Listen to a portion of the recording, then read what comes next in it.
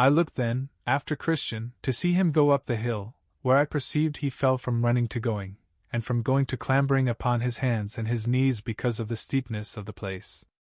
Now about the midway to the top of the hill was a pleasant arbor, made by the Lord of the hill for the refreshing of weary travelers. Thither therefore Christian got, where also he sat down to rest him. Then he pulled his roll out of his bosom, and read therein to his comfort. He also now began afresh to take a review of the coat or garment that was given him as he stood by the cross. Thus pleasing himself a while, he at last fell into a slumber, and thence into a fast sleep, which detained him in that place until it was almost night, and in his sleep his roll fell out of his hand. Now, as he was sleeping, there came one to him, and awaked him, saying, Go to the ant, you sluggard, consider her ways, and be wise. And with that Christian suddenly started up, and sped him on his way, and went apace, till he came to the top of the hill. Now, when he was got up to the top of the hill, there came two men running to meet him amain.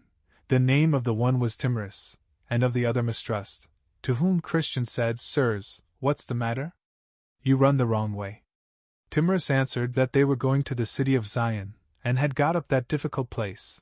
But said he, the further we go, the more danger we meet with, wherefore we turned, and are going back again. Yes, said Mistrust, for just before us lie a couple of lions in the way, whether sleeping or waking we know not, and we could not think, if we came within reach, but they would presently pull us in pieces. Then said Christian, You make me afraid, but whither shall I fly to be safe? If I go back to mine own country, that is prepared for fire and brimstone, and I shall certainly perish there. If I can get to the celestial city, I am sure to be in safety there. I must venture.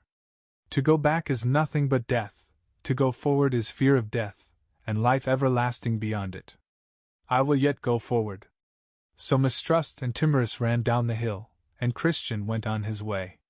But thinking again of what he heard from the men, he felt in his bosom for his roll, that he might read therein, and be comforted. But he felt, and found it not.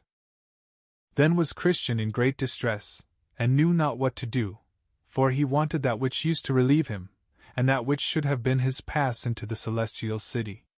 Here therefore, he began to be much perplexed, and knew not what to do. At last he thought to himself, that he had slept in the arbor that is on the side of the hill, and falling down upon his knees, he asked God's forgiveness for his foolish act, and then went back to look for his roll. But all the way he went back, who can sufficiently set forth the sorrow of Christian's heart? Sometimes he sighed, sometimes he wept, and oftentimes he chid himself for being so foolish to fall asleep in that place, which was erected only for a little refreshment for his weariness. Thus therefore he went back, carefully looking on this side, and on that, all the way as he went, if happily he might find his roll, that had been his comfort so many times in his journey. He went thus, till he came again within sight of the arbor where he sat and slept. But that sight renewed his sorrow the more, by bringing again, even afresh, his evil of sleeping into his mind. Thus therefore, he now went on bewailing his sinful sleep, saying, O wretched man that I am! That I should sleep in the daytime! That I should sleep in the midst of difficulty! That I should so indulge the flesh, as to use that rest for ease to my flesh, which the Lord of the hill hath erected only for the relief of the spirits of pilgrims. How many steps have I took in vain? Thus it happened to Israel, for their sin, they were sent back again by the way of the Red Sea, and I am made to tread those steps with sorrow, which I might have trod with delight, had it not been for this sinful sleep. How far might I have been on my way by this time?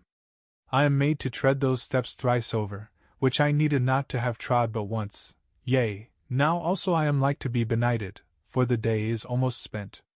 Oh that I had not slept!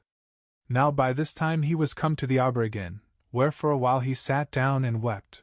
But at last, as Christian would have it, looking sorrowfully down under the settle, there he espied his roll, the which he, with trembling and haste, catched up, and put it into his bosom.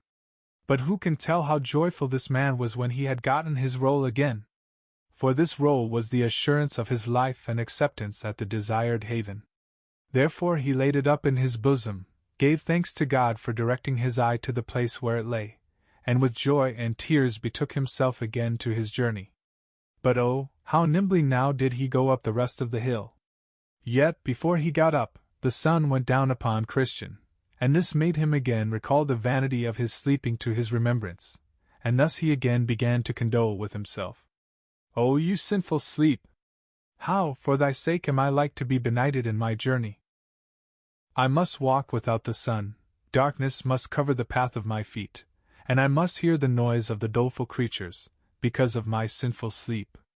Now also he remembered the story that Mistrust and Timorous told him of, how they were frightened by the sight of the lions.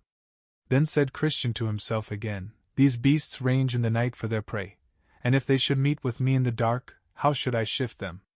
How should I escape being by them torn in pieces?" Thus he went on his way. But while he was thus bewailing his unhappy miscarriage, he lifted up his eyes, and behold, there was a very stately palace before him, the name of which was Beautiful, and it stood just by the highway's side.